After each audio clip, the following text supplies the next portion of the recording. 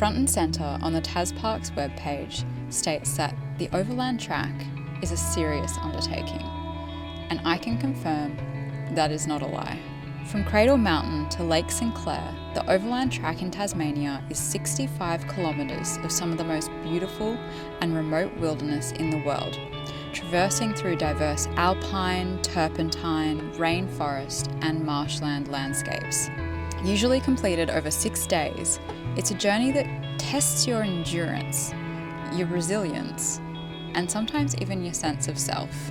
This is the story of my first solo multi-day hike.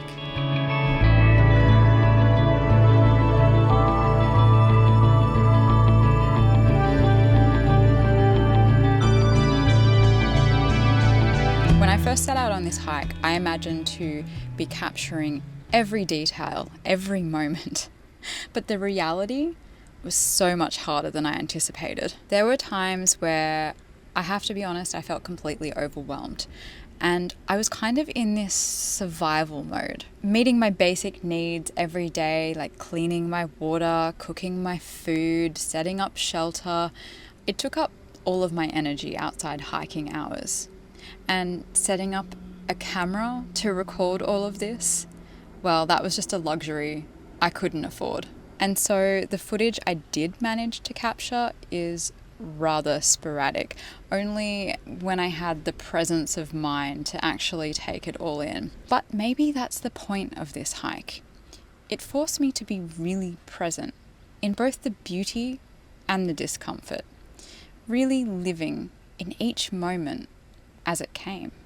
Walking alone through the Tasmanian wilderness taught me so much about myself. The solitude brought up emotions that I didn't expect: fear, self-doubt, and even loneliness. But it also gave me clarity and strength. Each step reminded me that I was capable of more than I thought.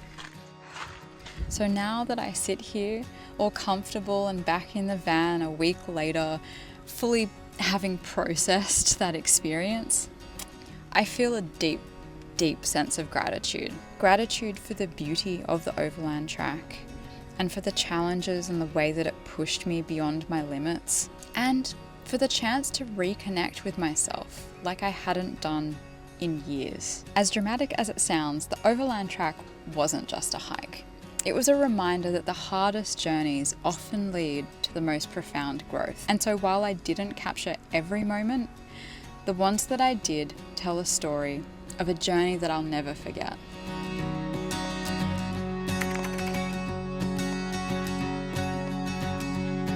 Day one of the Overland Track takes you from Ronny Creek, the official start of the trail, to Waterfall Valley Hut. It clocks in at around 10.7 kilometres with an elevation gain of about 400 metres, excluding a side trip to Cradle Mountain if weather permits and you're keen. In my opinion, looking back, this day stands out as one of the most spectacular, offering the kind of scenery that just takes your breath away and really sets the tone for the rest of this unforgettable multi-day hike. After a few obligatory photos at the official trailhead, I set off to be rewarded by the most rugged limestone peaks, an alpine landscape, and gently cascading crater falls. I've hit my first change in the landscape for the hike. We were on an exposed plateau just before, and now we're in a beautiful mossy rainforest. Probably hear the water running beside me.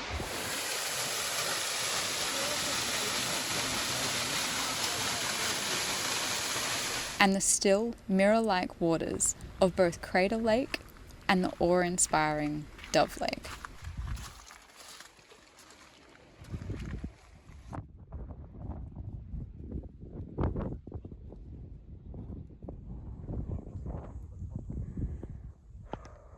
There she is. This day truly had it all, and I even found myself navigating some of the most unexpectedly rough and dense typical Australian scrub, which added to a wild and untamed feel to the journey of the day. The infamous rock scramble up Marion's Lookout with a fully loaded pack really tested my nerves, especially when the wind picked up and I truly felt like I was going to go flying off the mountain. So windy.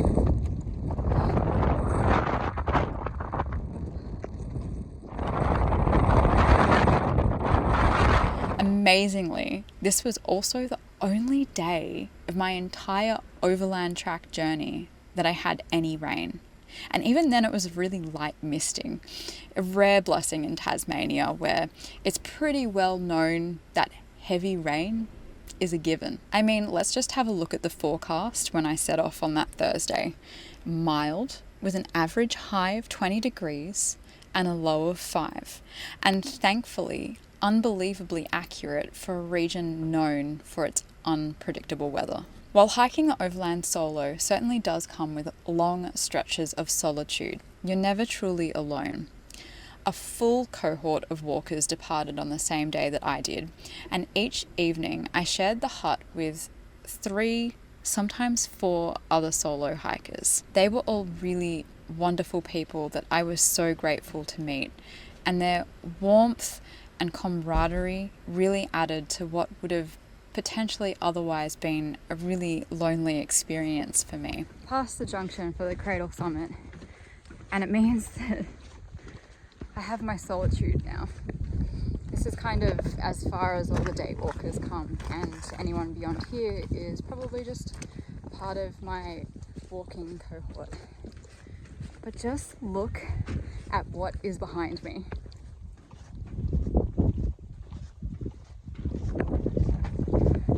It just leveled up, honestly. I mean, there's that I'm walking alongside, and then the epic form of Barn Bluff is kind of where I'm headed today. I mean, I'm not climbing that today, but camp is somewhere around there. I really am so grateful for the new friends that I have made through this experience who are like-minded and share the same adventurous spirit, perhaps a whole lot more adventurous spirit than me. They were all very awe-inspiring people on this journey. Major love and shout out to Carolyn, who kept me so sane and so grounded each night. She has also just put up a video on YouTube of everything that she packed and took on the Overland Trail, so go check it out here. Despite this first day of wonder, I pitched my tent that night only to face a completely sleepless evening, with adrenaline and nerves just absolutely coursing through my body. As well as filming this adventure, I also set off with a real expectation of journaling each night, but the routines of basic survival took over. There is one entry that I did write over my coffee on the first morning that I would like to share with you, and I think it really reflects where my mind was at during that moment. I am writing this over coffee on the start of day 2, as the first left me feeling largely overwhelmed. This is certainly a bigger challenge than I originally gave it credit for. It's taking a lot of willpower to keep going. It would be quite easy to turn back right now. The only thing helping moving me forward is the fear of failure. I keep reminding myself that the greater regret would likely come from not giving this my best attempt, rather than from completing the track and facing the challenges it holds. So I shook off my weary bones that morning and set off for the start of day 2.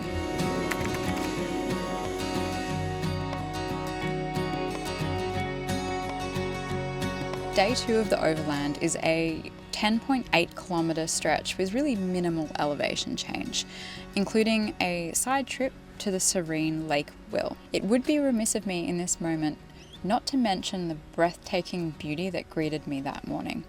The towering presence of Barn Bluff right in front of my tent, framed by crystal clear blue skies. This day was pure alpine trekking at its finest, with sweeping vistas stretching endlessly and the landscape adorned with clusters of pencil pines and vibrant summertime flowers.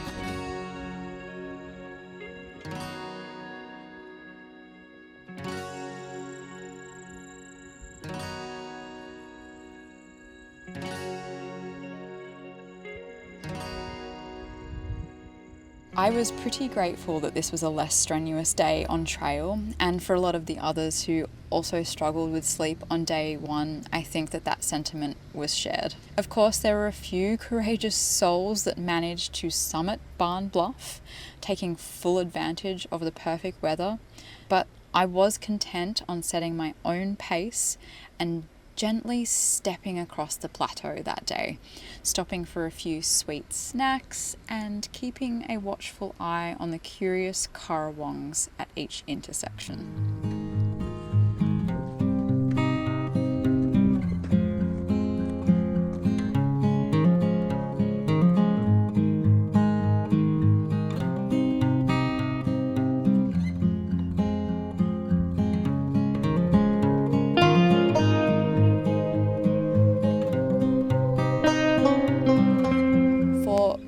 Full transparency, my primary fear on the trail was falling ill.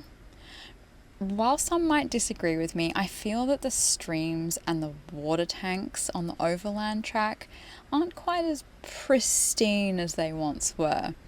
With the growing interest in multi-day hiking, it's clear that human impact has become inevitable. Acknowledging, of course, that I am part of that traffic myself. I mean, they don't call it the Overland Highway in the summer for nothing. I'll admit that I'm someone who is particularly vigilant, slightly phobic, I'm working on it, about these things. But the Overland has made headlines recently for these reasons, and during my time on the track, a number of people in my group contracted gastro, and I can say now that I managed to stay healthy myself. My advice or trick is to take not only a water filter, but also a little bit of extra cooking gas. That was my luxury item. And that way you can boil your damn water.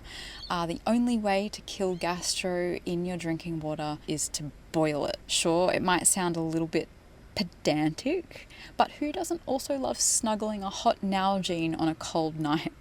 It's a win-win in my eyes. Oh, and watch out for the March flies. They are prolific in summer, and allegedly they breed in the septic tanks. Pleasant, right?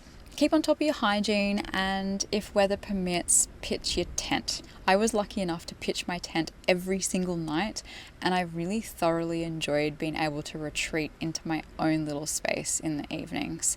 But I digress. Back to the trail. The most beautiful part of day 2 on trail for me was using Barn Bluff as this constant point of reference. It was a marker of just how far I had come already, and I really did love being out on the plateau where I enjoyed reading the landscape and watching distant vistas turn into my next destination. The hut was so well hidden. I was like, I could have sworn I was almost there, but where is the hut? It's just hiding. This experience continued on into the next day, where also some serious challenges began for me.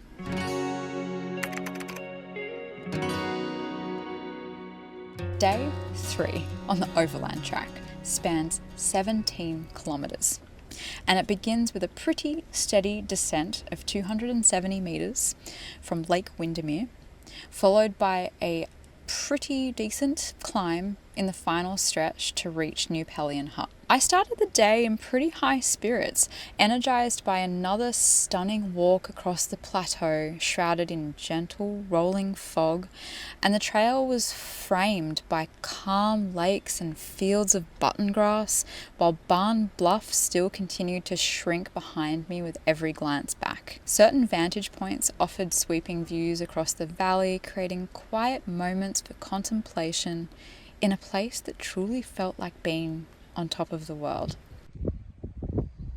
But as the day wore on, the trail transitioned into deep, muddy forest, where each step requires so much effort and focus.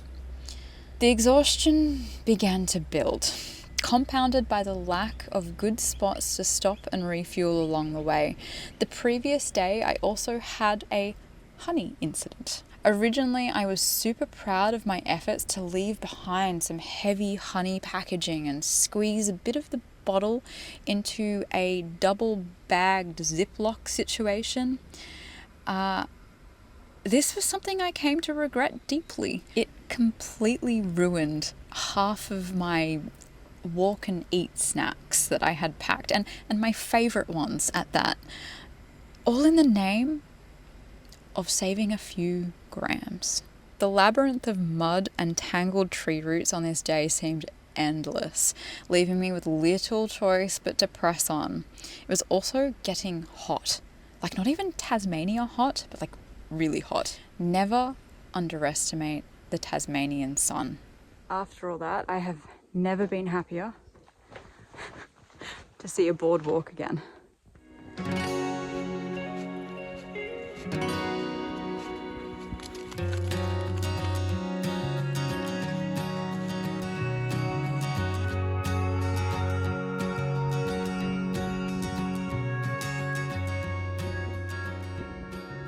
By the afternoon, I had completely stopped filming anything. My energy was focused entirely on replenishing myself once arriving at the hut. First, I dug into a full meal, followed by bowl after bowl of soup, a trusty cup of hydrolyte, and an hour or more of water filtration.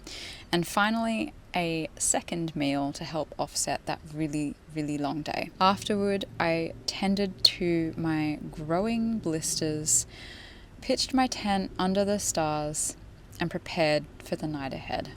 Reaching Pelion Hut meant that I had now completed more than half of the trail.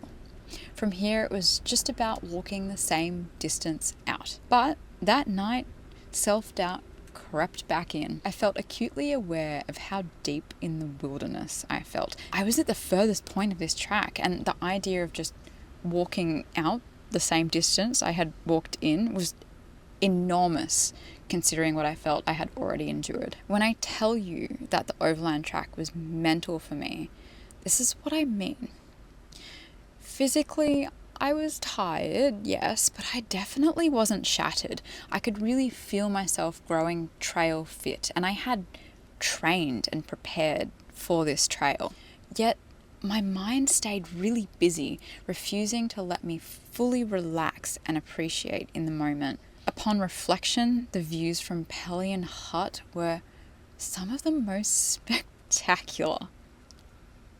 But I can't show them to you, because that day I was too caught up in my own thoughts to capture them. One strategy I did use to try and ground myself each day on trail was to write down 10 things that I appreciated about each day. Sometimes it was something really simple like, my tent stayed pretty dry overnight, and so it made packing down a whole lot easier. And other times it was something that I felt really proud of, like I pushed myself and did the side trip today and was rewarded with incredible views. What I am most proud of from this journey is that I really did stay true to hiking my own hike, and that is one of the clearest benefits of walking the Overland Track solo. There's no pressure to keep up with anyone, no one's relying on you, no one's judging you, and you have the freedom to spend the day in entirely your own way. And this mindset is what I carried on to day 4.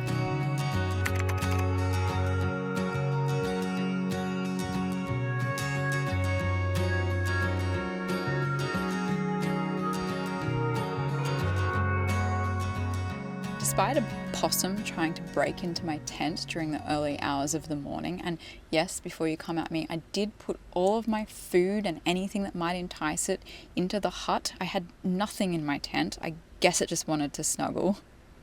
I did feel quite well rested and managed to get a pretty good night's sleep. So I actually felt quite prepared to tackle the day ahead. At 8.6 kilometers, beginning with a 300-meter ascent to Pelion Gap, the physical challenge was definitely accounted for, but totally doable. And I do take my hats off to all of my comrades who summited Mount Ossa that day, adding another 5-ish kilometers and 500 meters of elevation. Just taking a moment to gather strength and resolve to climb Pelion Gap. So fairly certain that's the start of the ascent just there. It's about a 300 meter elevation change, so wish me luck. My strategy is to go really slowly up this hill today and just keep my breath steady, keep my body calm, and just take breaks along the way. And luckily this particular ascent has lots of pretty things to stop by, like this nice little waterfall that I found here. I'm about halfway up the gap, so I'm not feeling too bad. I think the next bit is a lot steeper over a shorter distance, but just take my time. To calm my nerves, I really decided to approach this day slowly and intentionally.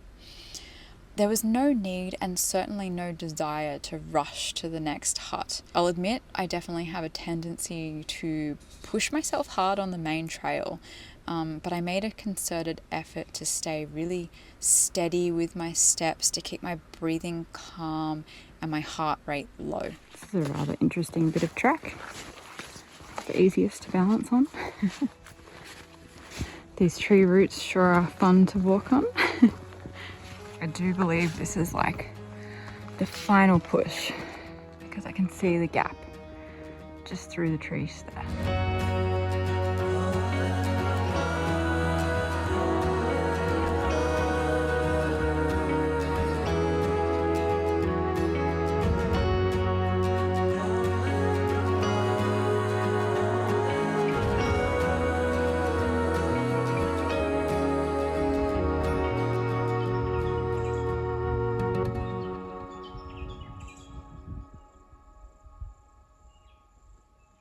The trail that day definitely offered plenty to keep my mind occupied, with tree roots once again to navigate and stretches of very scrubby sandstone underfoot.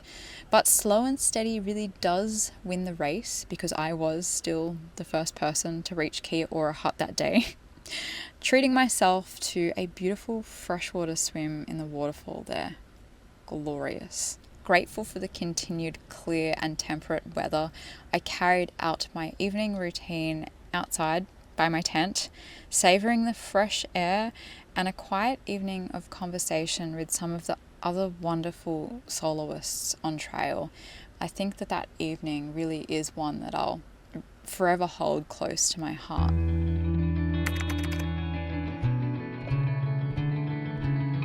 The next day, for whatever reason, I was up and raring to go by 5 a.m. I swiftly packed down and I hit the trail before the sun had even managed to peek its way up through the valley.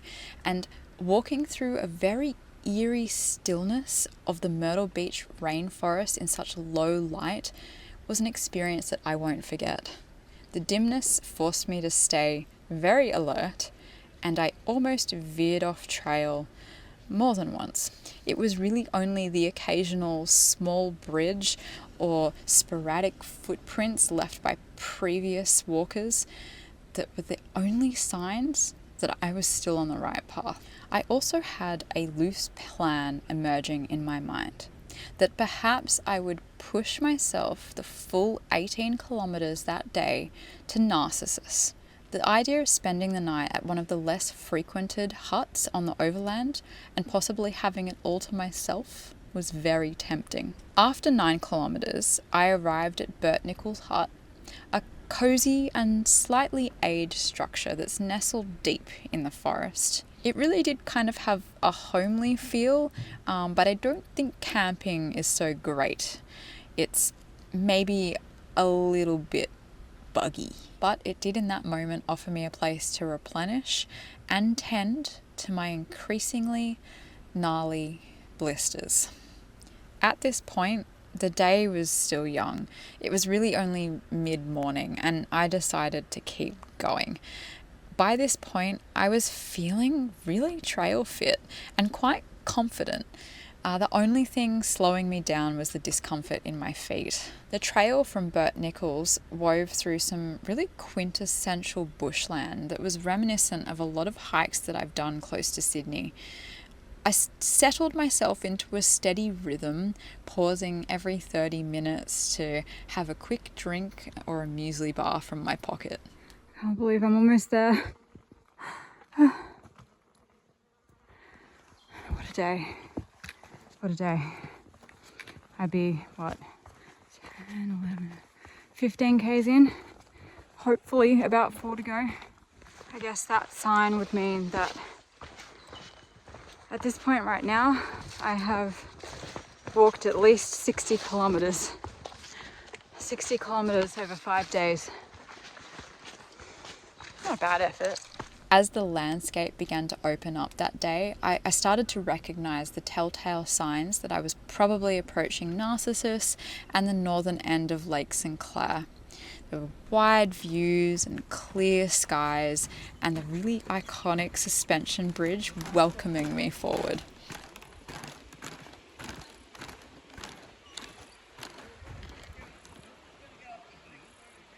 By midday, I had reached Narcissus Hut. After a little bit of time faffing around and enjoying a sense of accomplishment, I wandered down to the jetty where the ferry connects this part of the trail to Lake St Clair. It was there that I discovered that there was one spot left on the 1 p.m. ferry that day. And in that moment, I made a split-second decision to take it. A quick satellite message to Rowan helped me lock in that spot.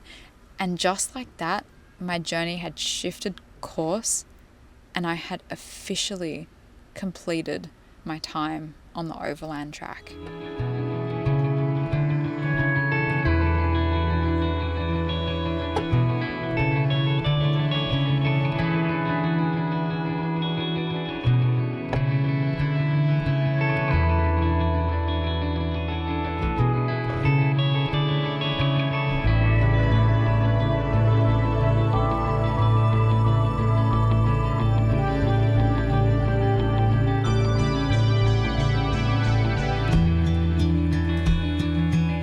Although very challenging on so many levels, I am deeply, deeply grateful for my time on the Overland Track, for the experience, for the beauty, for the new friends and the personal growth. You never really know how these kind of things are going to affect you, and this was a real eye-opener for me. Would I recommend this track? Absolutely, without a shadow of doubt. Just be sure that you're well prepared, both physically and mentally, and be ready to embrace the unexpected. The Overland Track truly is a world-class hike that has the power to open your heart and expand your mind. If you've ever taken on something that's completely pushed you outside of your comfort zone, I would love to know in the comments. I just know that they'll inspire me on my next big adventure. And if there is anything else that you'd like to know about my experience on the Overland, let me know, whether it's preparation or logistics or anything else. I mean, as someone who is definitely not an expert, but simply an enthusiastic novice, I hope that my take might provide some others with the confidence to push past any uncertainty or even fear. Thank you for watching the reflections of somebody who really did truly find her first solo multi-day hike hard, but loved it nonetheless. If you haven't already, please do hit subscribe, and I'll see you next week for more adventures on the road. Until then, take care.